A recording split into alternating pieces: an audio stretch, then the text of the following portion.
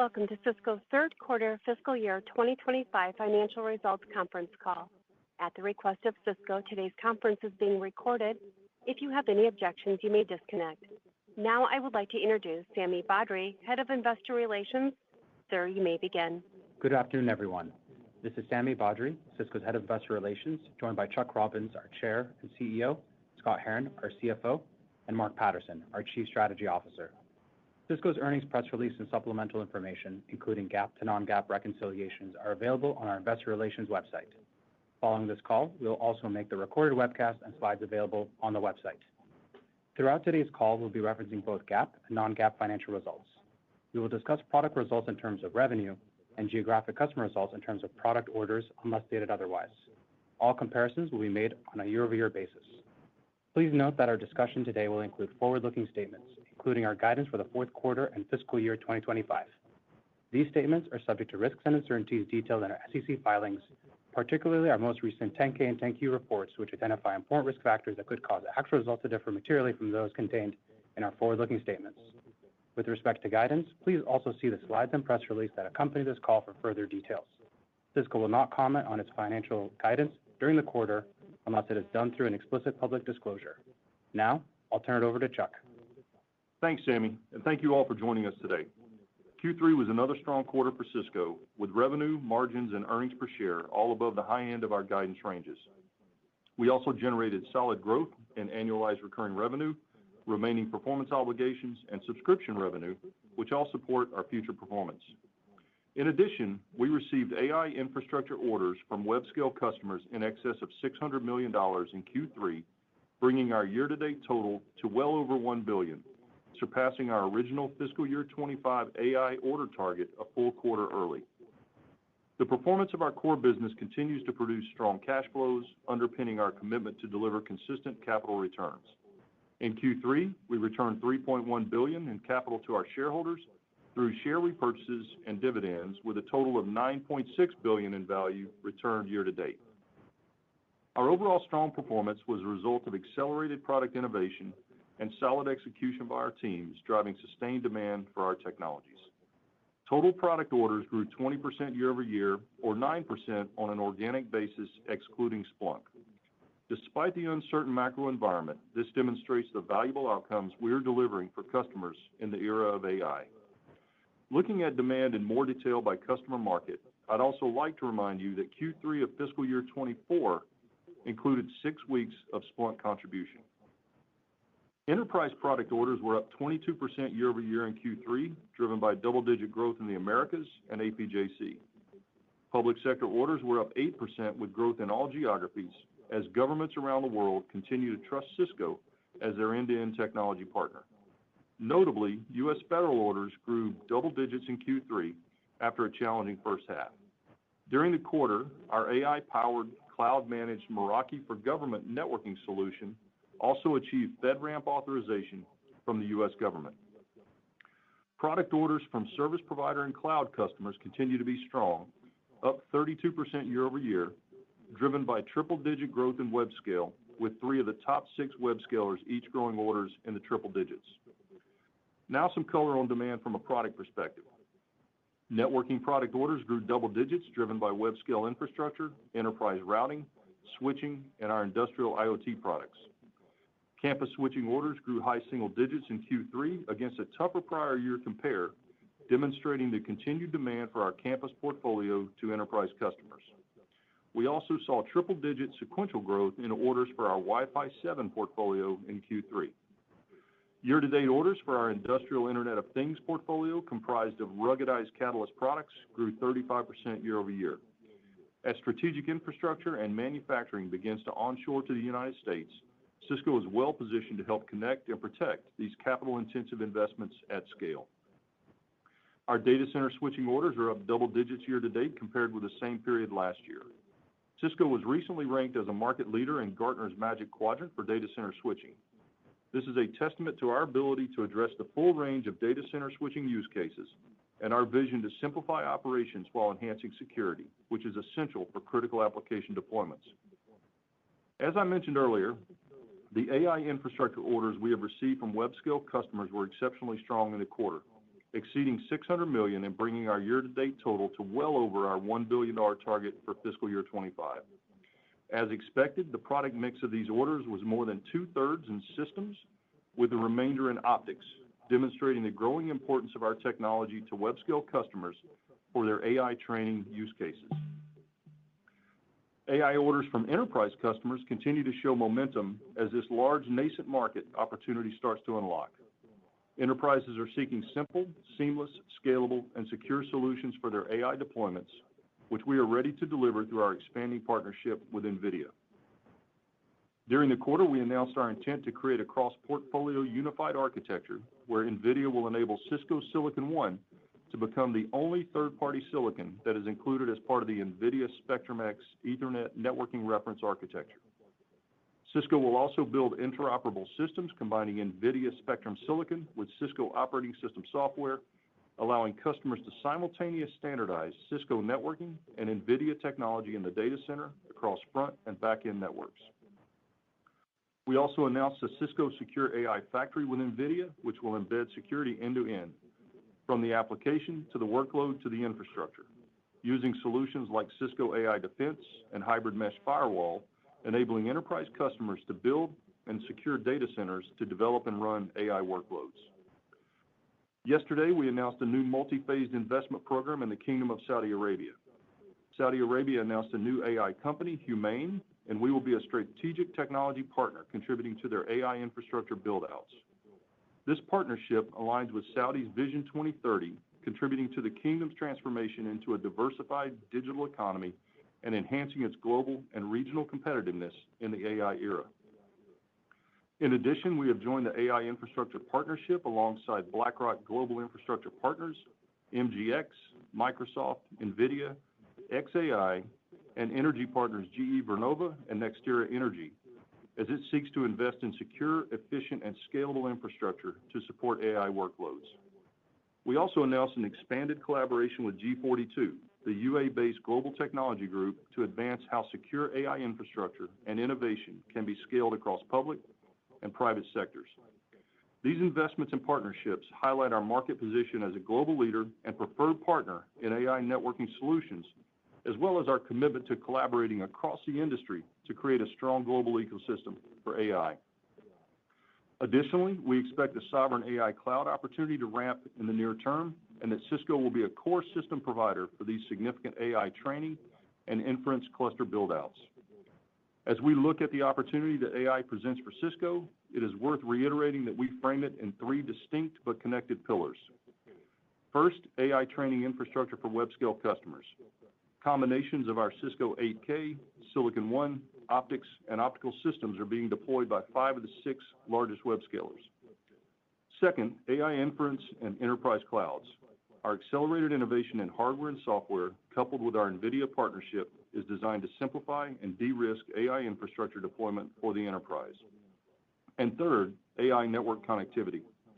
Customers are leveraging our technology platforms to help modernize, secure, and automate their network operations to prepare for pervasive deployment of AI agents and applications. With agentic AI, the network is fundamentally constrained and will require ultra-fast, low-latency, energy-efficient networks, which we can deliver. Shifting to security, orders grew in high double digits in Q3. Our security orders included a large multi-year deal with a major financial services company for Splunk security and observability platforms, which was driven by our combined sales force.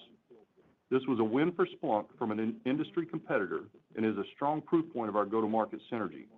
This was also the largest deal ever for Splunk. Our recently launched security products of Secure Access, XDR, and Hypershield collectively added over 370 new customers in the quarter.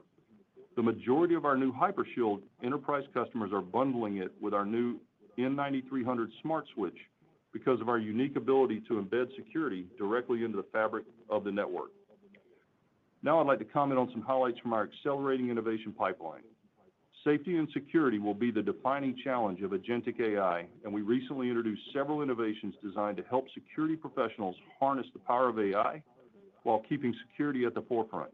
These include Cisco XDR correlating attack telemetry across network, endpoint, and cloud, using new AI-powered solutions to empower security teams to understand complex threats in seconds. Agentic AI advancements for Cisco XDR and Splunk to simplify threat detection and response. A new partnership with ServiceNow, which will integrate their security operations capabilities with Cisco AI Defense, and the launch of Foundation AI, a team of leading AI and security experts focused on developing cutting-edge technology to address the fundamental security issues of the AI era with novel open source tools, including the first reasoning model to enhance security applications. Just last week, we introduced Cisco's quantum network entanglement chip, a revolutionary prototype making real-world quantum networking applications possible in order to speed up the future of quantum computing. These applications will solve complex customer challenges and drive innovation across industries from supply chain optimization to accelerating drug discovery.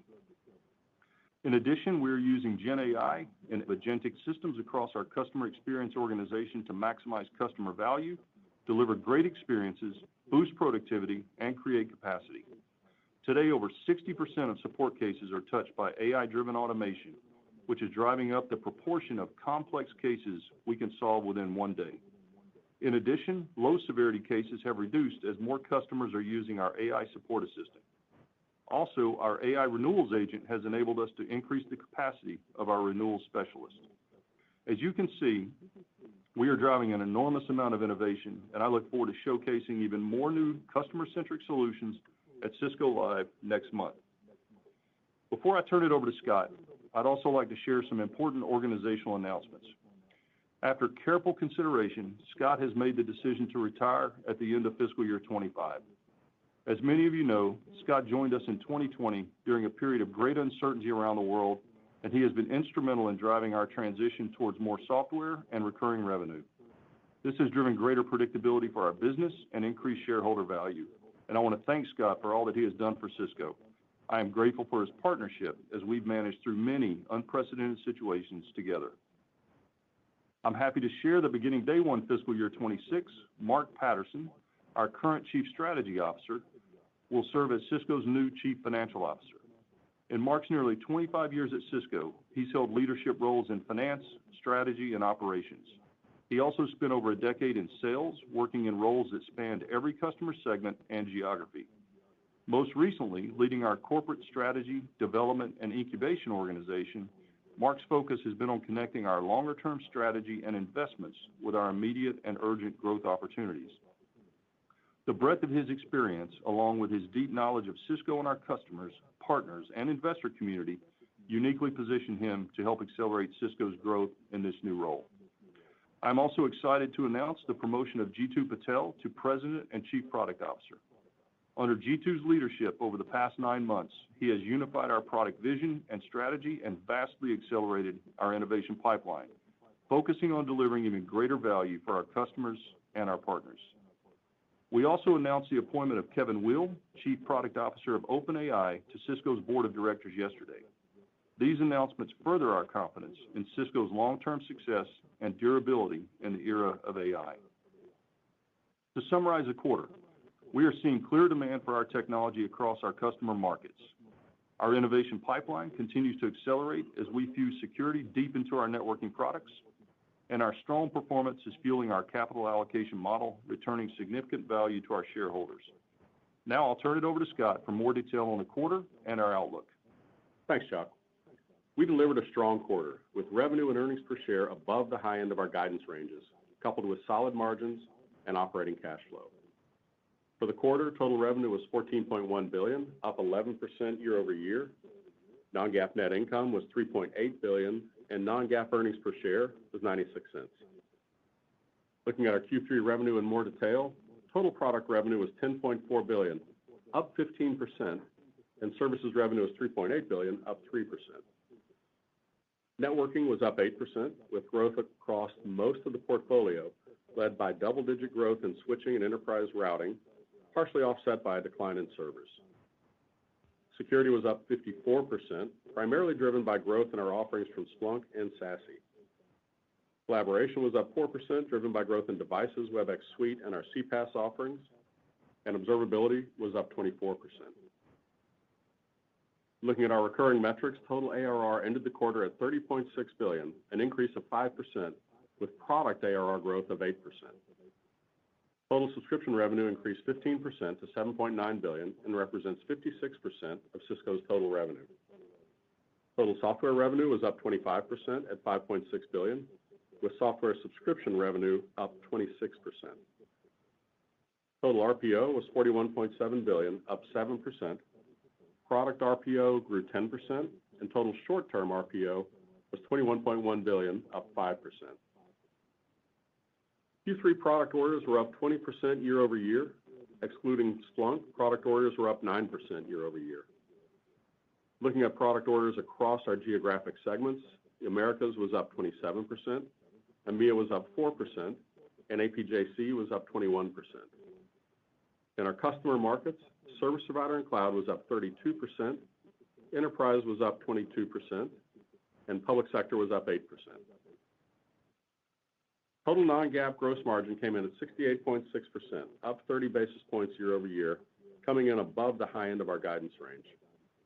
Non-GAAP product gross margin was 67.6%, up 70 basis points, driven by productivity improvements and Splunk, partially offset by pricing. Non-GAAP services gross margin was 71.3%, down 30 basis points. The impact of tariffs on our gross margin was favorable to what was estimated in the guidance we provided last quarter. We continue our focus on profitability and financial discipline, with non-GAAP operating margin at 34.5%, above the high end of our guidance range. We recorded a non-GAAP tax rate of 17.5% for the quarter, which was favorable by 1.5 percentage points compared to what was assumed in our guidance, primarily due to an increase in tax benefit from the foreign-derived intangible income deduction and one-time benefits. Shifting to the balance sheet, we ended Q3 with total cash, cash equivalents, and investments of $15.6 billion. Operating cash flow was $4.1 billion, up 2%, primarily driven by revenue and earnings growth.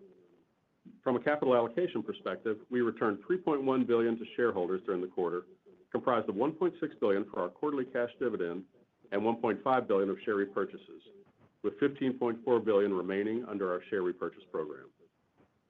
We continue to invest organically and inorganically in our innovation pipeline. During Q3, we closed the acquisition of SnapAttack, which adds capability to Splunk in helping organizations power the security operations center of the future. To summarize, we had another solid quarter with top and bottom line performance exceeding our expectations, driven by strong order growth and margins. We remain focused on making strategic investments in innovation across our business to best capitalize on the significant growth opportunities we see ahead, all underpinned by disciplined spend management. It's this powerful combination that continues to fuel our strong cash flow generation, as well as our ability to return significant value to our shareholders.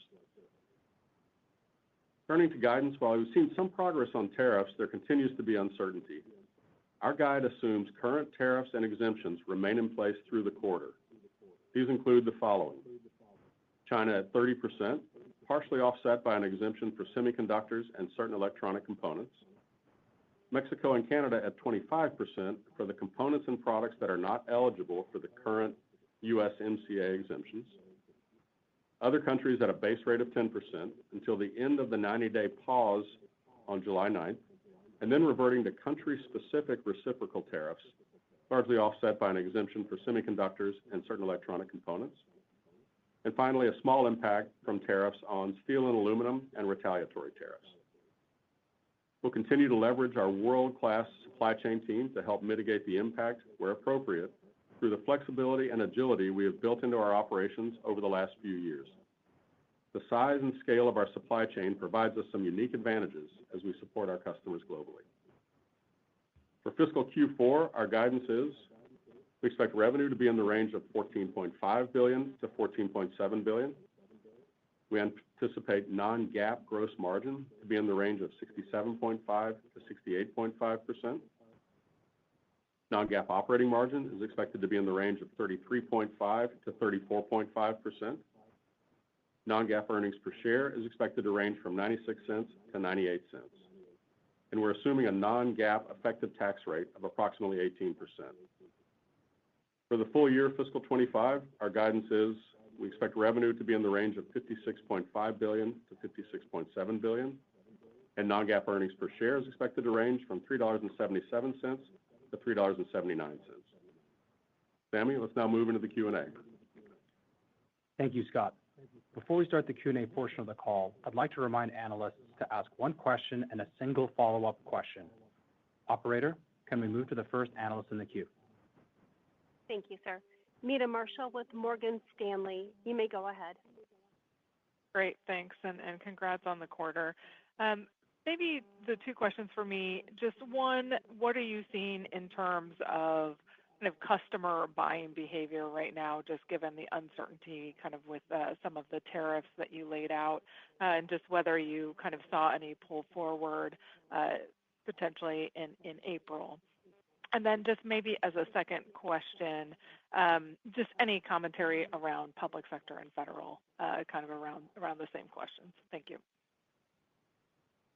Yeah, Meta, thank you. I'll give you some commentary, and then I'm going to ask Scott to give you some data points on this pull-ahead issue. But I'd say on the customer behavior perspective, first of all, we haven't seen any meaningful change in how they're purchasing, and so we haven't seen any customers really fundamentally slowing down. They're still committed to the technology transition. I think the AI transition is just so important that they're going to continue to spend until they just absolutely have to stop. And I think that as of right now, they're still comfortable.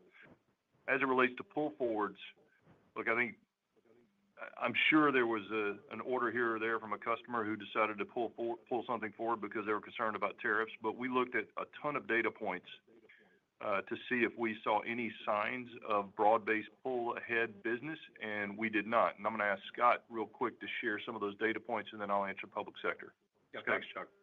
And I should remind you too, Meta, that we didn't motivate a lot of pull ahead by talking about price increases. If you remember, the way we talked about the impact of tariffs was we had a number of levers. We have a great world-class supply chain team. Once the tariff scenario stabilizes, there's steps that we can take to mitigate it, as you've seen us do with the China tariffs from the first Trump administration.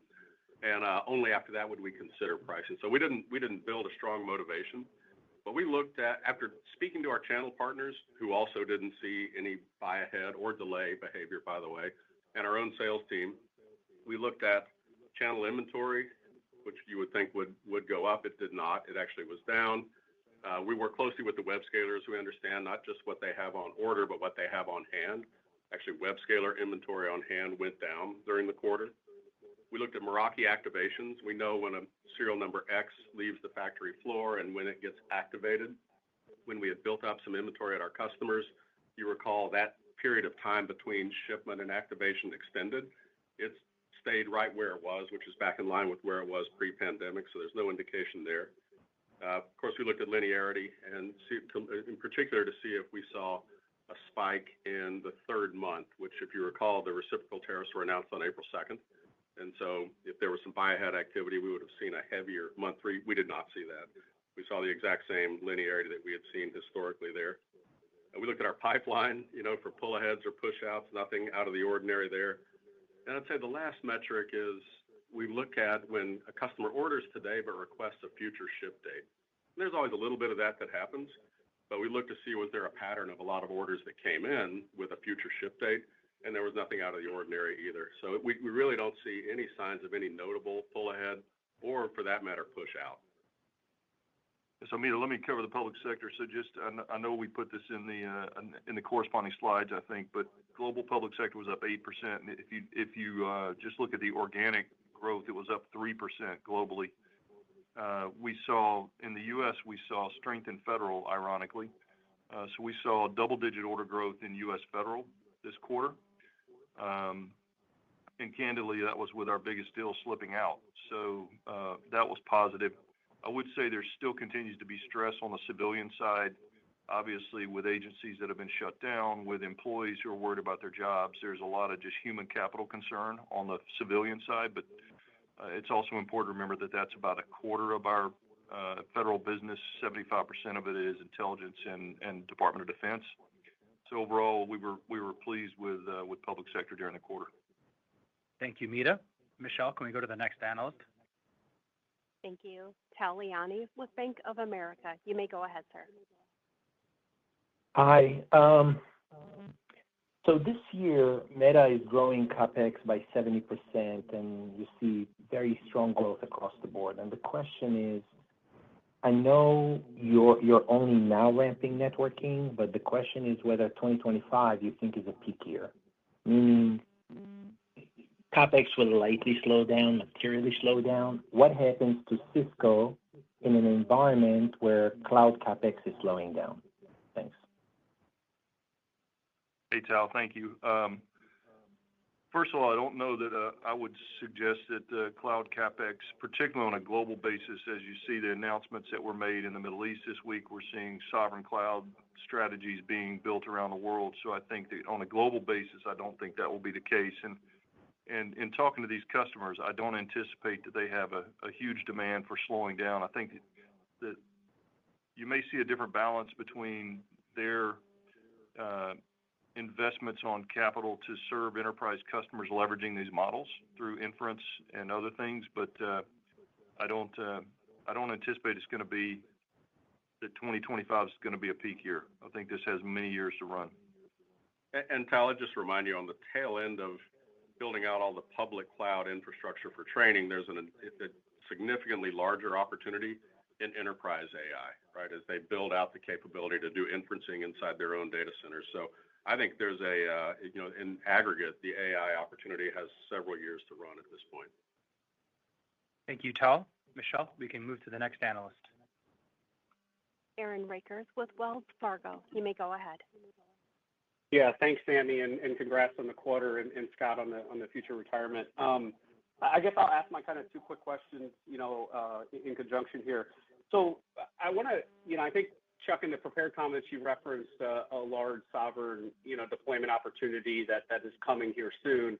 I guess the first question on that is that, is that currently in your order book, the $600 million you saw this last quarter? And if not, how do you think about the size of those opportunities? And then the quick follow-on is, I think this last quarter you launched or you started shipping your 51.2T, I think it's the G200 silicon.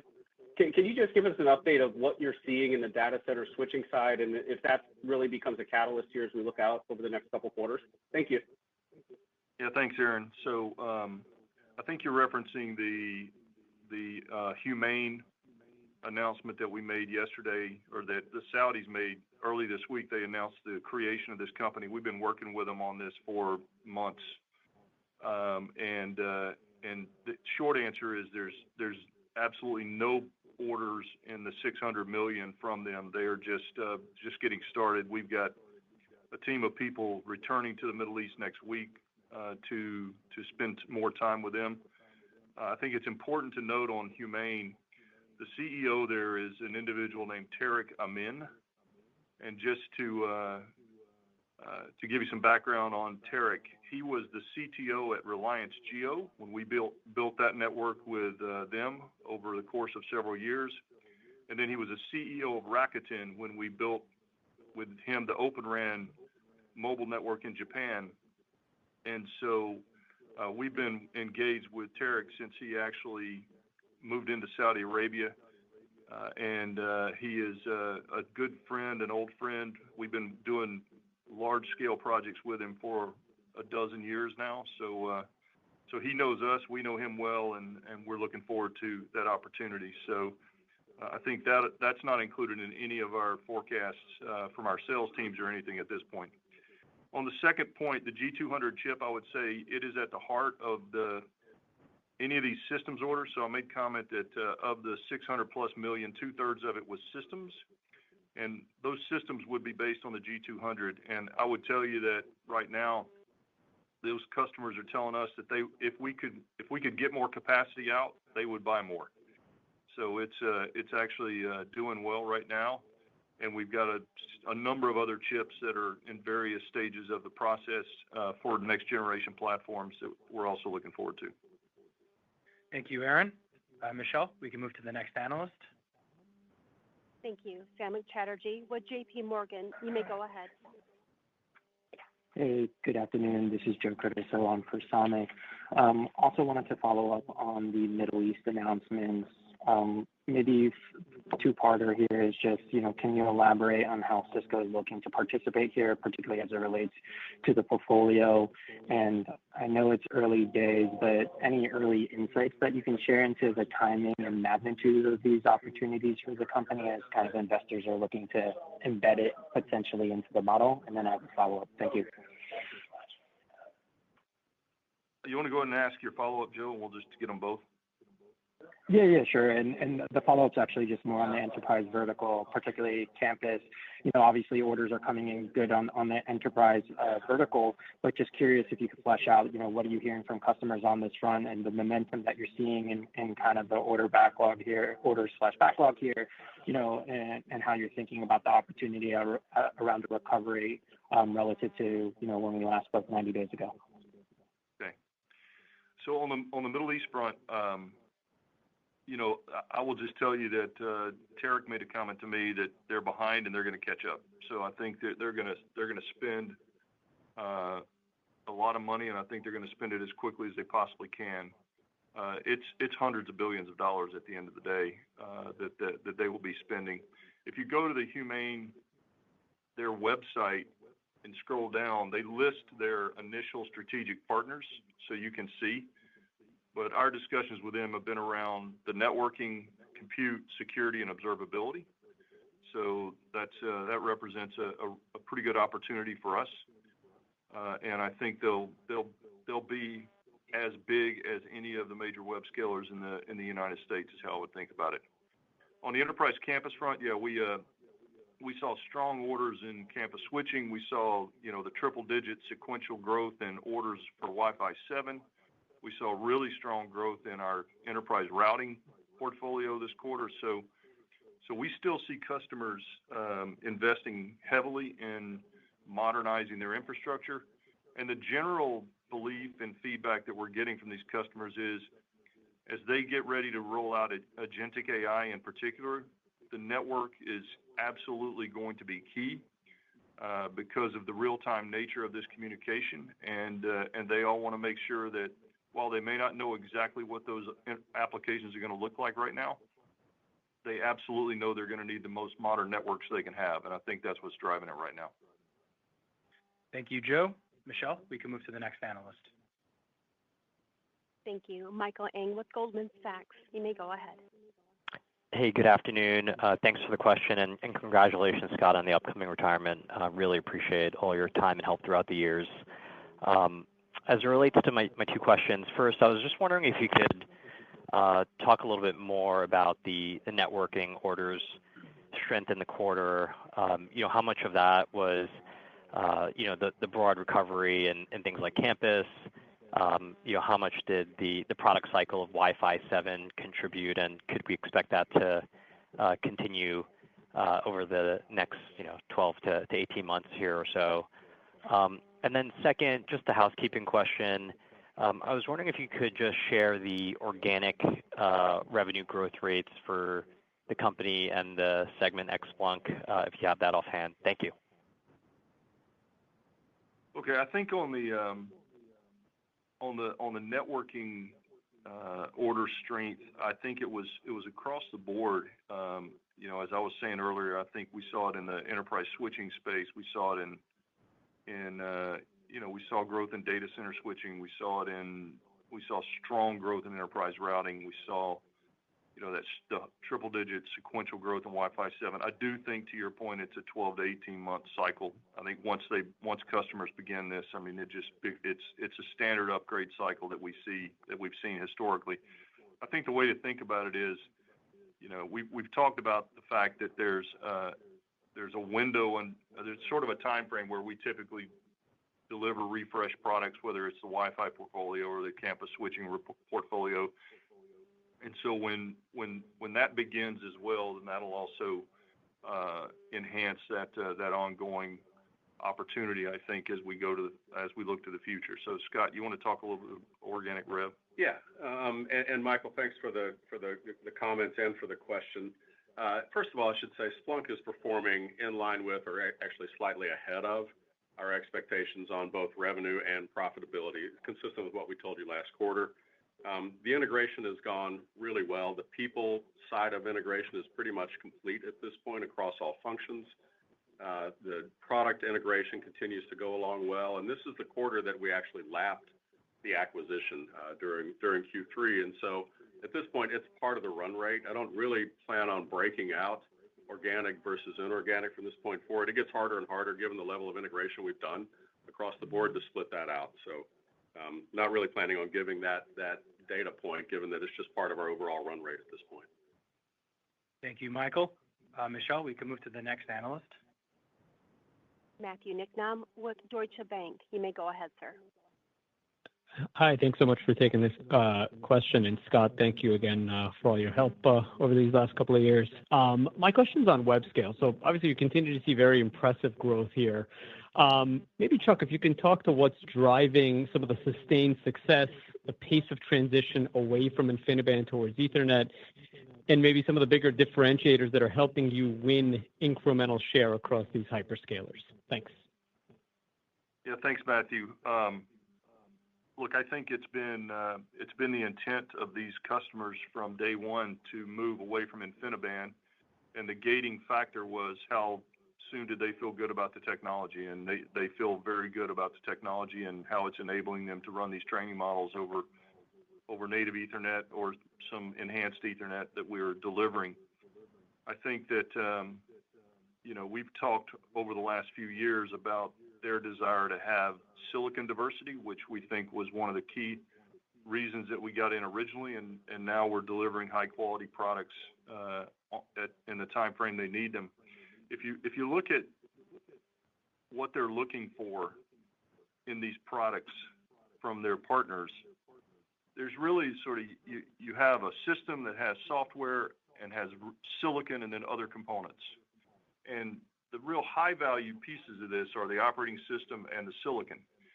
And as many of them are transitioning hard into running their own proprietary operating systems on these platforms, it's imperative that you have silicon if you want to be competitive long term in this space. And so we're very fortunate that we made the acquisition in 2016. We have a great team that's been developing Silicon One. They're very close to these customers. They work with them every day. And I think the silicon is the key differentiator that's really, I mean, we're delivering high quality systems and everything else that they want, the services, the experience, the supply chain, all those things that matter deeply. But at the end of the day, if we didn't have the silicon, it would probably make it virtually impossible for us to be successful long term here. Thank you, Matthew. Michelle, can we move to the next analyst? Amit Daryanani with Evercore ISI. You may go ahead, sir. Yep. Thanks for taking my question. I guess I have two as well. Starting off, Chuck, your AI orders at $1 billion, it came in, I think, a quarter ahead of what you folks had expected, and it looks like you're seeing some continued momentum as you go forward with sovereign and enterprise that you talked about. I'm just wondering, how should we think about the growth rates as we move forward on AI orders or AI revenues? It would be helpful to just kind of frame that out a little bit in terms of the forward growth rates. And then if I could just follow up for Scott, your July quarter guide, Scott, if I'm not mistaken, implies revenues are up 3-4% sequentially, but operating margins are down 50 basis points. Maybe just flesh out why the margins are coming down in July while revenues are going up. And best of luck on your retirement as well. Thank you. Thanks, Amit. On the AI orders, how do you think about the growth? I would say just one thing to remember is that these are big customers and these orders are nonlinear in nature. So we'll see how it goes. But I mean, last quarter we did 350 or something like that. This quarter we exceeded 600. And as I said earlier, if we could increase capacity, they would take more. So I think if we're able to execute and increase capacity, we should be able to continue to see this ramp as long as we're delivering and executing, which is one thing I've said all along, is we have to execute, because if we miss with these customers, then we sit on the sidelines for a while. So the teams are working really hard, and I think that's how I think about it. It's nonlinear orders, and if we can continue to increase the capacity, then we'll continue to see that business improve. Scott, you want to talk about July? Sure. Yeah, and you're doing the math right, Amit. First of all, thanks for what you said. You're doing the math right on margins. The biggest difference you can see it's actually in the gross margin line, and that falls through to the op margin line, and that's really a full quarter of. And I laid out the assumptions for you in the opening commentary on tariffs. It's a full quarter of the tariffs being in effect, and we've reflected the full cost without mitigation, and that's the big driver that we see sequentially going from Q3 to Q4. Still feel good about putting up the midpoint of the guide at 11% EPS growth. Thank you, Amit. Michelle, we can move to the next caller. Thank you. Simon Leopold with Raymond James.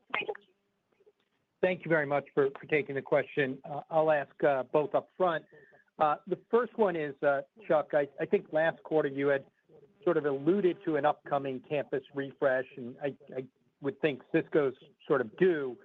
What I'd like some help with is understanding the maybe historic perspective of when you've had these refreshes, how to think about that, because when I reflect on the last one, 2017, 2018, that occurred when you were shifting customers to subscription. So I feel like that's a tough metric to use to understand the potential. And then the follow-up may be a bit simpler, which is how do we think about the impact of tariffs, understanding they're changing every day, but given everything we know, after July 9th, what would be the effect of tariffs based on the July 9th end of the pause? Thank you. Yes, Simon, I think first of all, I think your point relative to the 2017 kickoff of the campus refreshes is a very valid one. So it's hard to say. We've also seen some strength over the last 12 months in the enterprise campus business. So here's what I would tell you, though, as we look to really drive this over the next 12, 24 months. I think that what's most important to our customers right now is that we embed security deep into the network. And so what you're going to see is a focus on enabling agentic AI and enabling security and security services in the network so that our customers can do this in line, which is going to be necessary for us to solve the AI problem. I'll tell you, I had a discussion with a CSCO of a Fortune 100 company a couple of weeks ago. G2 and I were together, and we started talking about security, and she stopped us and said, listen, if you can't paint a picture for me or define an architecture for me, multi-year architecture that has me removing every physical firewall from my infrastructure, then I don't want to talk to you. Because if it's not embedded in the traffic flows, it's never going to happen. It's not going to work. And so what I would tell you on this is just envision that we're going to deploy security everywhere out through the network infrastructure, and that plus AI, I think, will give customers reasons to really look at these platforms. Yeah, and Simon, on your second question on the impact of tariffs after July 9th, I mentioned in the opening commentary that we've built into our forecast that underpins the guide for Q4 an expectation that on July 9th, that pause ends, and we go back to the reciprocal tariffs that were announced on April 2nd with the two exemptions, the USMCA exemption still in place and the semiconductor and certain electronic component exemption still in place. So we've reflected that in the guide for Q4. I think it's a little bit hard right now to predict what is going to happen on July 9th and what agreements get put in place between now and then, but just wanted to protect the downside in the guide. Thank you, Simon. Michelle, we can move to the next analyst. Thank you. James Fish with Piper Sandler. You may go ahead, sir. Hey, guys. Nice quarter, and Scott, congrats on your upcoming retirement here. And look, I don't want to rain on the parade here, but if I look at networking here, it returned to growth, but it was also against a very easy compare and even still down versus a couple of years ago. If AI really isn't substitutionary of existing, non-AI networking real estate with some of these web scales, and enterprises growing at rates you're calling out, why isn't this sort of growing faster than even the 8% on the comp here? And then just is following up on Simon's question before as my follow-up, can we just get an update as to the exposure between data center versus campus within networking, and how we should think about the price per port kind of playing out here as we're 7-8 years now down the road? Thanks, guys. On the first one, I think the short answer is that most of this AI infrastructure has not begun to flow through revenue yet. Scott, I don't know if you want to comment. No, that's right. We said all along that we thought when we put the $1 billion target out for the year, that was a sales target, not a revenue target. But we said we thought that would begin to convert to revenue in the second half of the year. And we saw that, again, the first piece of that in Q3, and we expect to see a bit of it again in Q4. Yeah. And I think on the data center versus campus, I mean, clearly the data center with a higher speed, you're going to see a higher per port cost, but you're going to see much higher volumes in the campus. So I think they sort of normalize each other out over time. Thank you, Jim. Michelle, we can move to the next analyst. Thank you. David Vogt with UBS. Thank you. This is Andrew for David. I wanted to ask a question about the texture of those $600 million of AI orders. You mentioned that they tend to be nonlinear. They're very large customers. And I'm wondering if you're starting to see bigger orders as a large component of that $600 million, and with the customers where you're having the most success, or are you really seeing sort of a diffuse kind of large growing orders across a number of customers that you mentioned you had 3 growing triple digits? And the follow-up question I wanted to ask is just, I'm not sure if I missed it, but could you give an estimate of roughly what you think the impact of tariffs are in your guidance for Q4 for gross margin? Thanks. Yeah, Andrew, I think you nailed it. You almost answered the question for us. I mean, we have 3 of the 6 that grew triple digits, so I think it's fairly balanced. I will tell you that when I would look at these customers, we're seeing acceleration across all of them. So it's all positive, but there are, in this case, we had 3 that were just super high growers. Next quarter, maybe a different 3.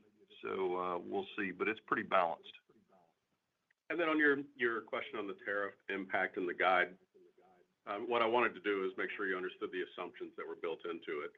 So we walked through those: China at 30%, Mexico and Canada, where it's not eligible for the USMCA exemption at 25%, 10% everywhere else until July 9th, and then reverting back to the reciprocal tariffs, and then a small impact on us for the tariffs on steel and aluminum and retaliatory. That's all built into the guide. I haven't broken out and quantified the dollar value that goes with that, and I'm a little reluctant to because the puck keeps moving on this. But what I wanted you to understand is that everything that we know today, the impact of those has been built into the guide for Q4. Thank you, Andrew. Michelle, we can move to the next analyst. Thank you. Karl Ackerman with BNP Paribas. You may go ahead, sir. Yes, thank you. I have 2, and I'll just ask them at the same time as well, please. So the extended partnership with NVIDIA is an endorsement of your Silicon One family and certainly underscores your opportunity as enterprises deploy AI compute. I was hoping you could quantify your AI orders for enterprise that are incremental to the $1 billion of AI order target you have for cloud. And then second, when might Silicon One offer co-packaged optic solutions as you seek to broaden your data center switch offering? Thank you. Yeah, thanks, Karl. I would say, first of all, I'd say the NVIDIA partnership, we've had a couple of phases of the announcements, and a lot of the solutions that we're going to deliver to the enterprise are still to be delivered. So most of them start rolling out like 60 days from now, and then they'll be flowing after that. So first thing I want to just clarify is we haven't seen a lot of upside yet in the enterprise from that. I would say the enterprise AI orders, it's a little more difficult for us to flag these, but we have been trying to do so that we have a baseline. And what I will tell you is that we're definitely seeing acceleration. It's in the hundreds of millions of dollars, not in the billions yet that we're seeing. But again, there's a lot of dependence on the sales force flagging these things properly when you get into that scale with the number of enterprise customers that we have. On the Silicon One CPO question, I think it's important to remember that we demonstrated CPO in 2023, and at the time there wasn't a significant amount of customer demand for it for lots of reasons. But we have a team of people that are working on it. We will embrace it. I think that It's going to be driven by customer desire, and I think that's going to be driven by a combination of power benefit as well as speed requirements. And as soon as customers are asking for it, we'll be first in market and ready to deliver it. Thank you, Carl. Michelle, we can move to the next analyst. Thank you. Atif Malik with Citi. You may go ahead. Hi, it's Adrienne Colby for Atif. Thank you for taking the question. It's been a while since you talked about your AI pipeline versus your AI orders, so I was hoping you could update us on what that part of the funnel is looking like. And secondly, I was hoping with the departure of Gary Steele, if you could update us on the search there for a new head of go-to-market. Yeah, so we correct me if I'm wrong, Scott, but we don't give out pipeline for AI at this point. So we did that a long time ago, and again, it was the $1 billion target and the pipeline stuff was really to give you all more confidence that we were serious in this space, and I think the results have now said that these customers are taking us seriously. So we won't be doing all that on an ongoing basis. And then yeah, we named a new head of go-to-market, Oliver Tusick, who was most recently running our Europe, Middle East, Africa region, and before that was running our global partner organization. Before he came to Cisco, he was a CEO of a partner, so he has a really deep understanding of our go-to-market model, and we announced him a week ago. Yeah, a week ago. Yeah. Thank you. Thank you, Adrian. Michelle, we can move to the next analyst. Thank you. Sebastian Naji with William Blair. You may go ahead. Yeah, thanks for taking the question. I wanted to ask about your networking business and in particular your hyperscaler customers and in particular the usage of white box. Given that Cisco can provide that broad range of offerings from the chip to white box to the full system, can you maybe just comment on whether you see white box eating up a bigger part of the spending pie? And is it AI that's driving that share shift or something else that's happening? Well, what I would say is that I don't think we've seen a meaningful shift between what they buy from us versus when they buy white boxes. To your point, when they want to buy white boxes, we can work with them to actually integrate our silicon and actually manage the process for them and help deliver that product. But we see the predominance is still buying systems. And I think it's just up to every hyperscaler has a different set of issues that lead them to the answer. And in some cases, some of them have had an answer 2 years ago that now has changed and they're doing it a different way. So I'm not sure there's a real clean answer across the customer base. Yeah, and just a quick reminder, Sebastian, we said this earlier, but of the more than $600 million in orders that we took during Q3, 2/3 of those were systems as opposed to optics and optical. So we're seeing the shift to systems that we had predicted in the Q2 call. Thank you, Sebastian. I'm now going to hand it over back to Chuck for some closing remarks. Yeah, let me just thank all of you again for joining and reiterate that how pleased I am with our progress and how proud I am of what our teams have done. I'd also like to once again thank Scott. He's been a great partner for me for the last 5 years, helping drive the transition and as I said earlier, dealing with some pretty complex situations over the years. I'm excited to have Mark step into the role. Mark and I have worked closely together for 18 years, so he has a great set of experiences here at Cisco and will bring a lot into the role. Thank you, Chuck. As we look ahead, I think the AI opportunity for us, we believe is a strong one. We think we're well positioned. We believe that because from a technology and a portfolio perspective, we play across the full stack. We have networking, we have security, we have silicon, which I think are all very important. We have secure AI solutions that we're delivering into the marketplace. We also have the partnerships and the investments. We have the NVIDIA partnership, which is delivering critical solutions for our customers. This week, we announced the Humane partnership, the AIP investments, the G42 partnership, and there are more to come. And I think the other thing we have is we have global presence, we have customer trust, we have the ability to understand both the cloud customers as well as the enterprise customers and the public sector customers. So when these sovereign clouds are being discussed, we have a unique perspective across all of those segments. We understand what they need in long-term partnerships. We have a great team that are delivering right now. Strong execution, great results. I'm really proud of what they've done. So look forward to talking to you soon. And Sammy, I'll hand it back to you.